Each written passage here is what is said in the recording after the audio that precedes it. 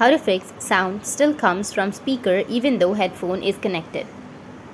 So if you want to fix sound still comes from the speaker even though headphones is connected, then the first thing you need to do is clean the headphone jack. It might not be visible at the moment, but it will be on the bottom of your device. All you have to do is use a small needle or a toothpick, and then you have to clean inside the headphone jack. There might be dirt which is collected inside the headphone jack, due to which there might be problem in the connection. So remove all the dirt and check if the issue will be fixed. The next thing that you can do is you can update your device software. There might be bug in the software which is causing the issue. So what you need to do is you need to just check if you have any updates. You need to open up your settings, scroll down, and you'll have system option. You just need to simply go with the system updates or the security update and install any updates if you have. Or the third solution is you can also restart your Android device. You can just press and hold on to that power button and restart, and it might fix your problem. Generally, many of your minor issues are corrected by restarting your device. And the last thing that you can do is,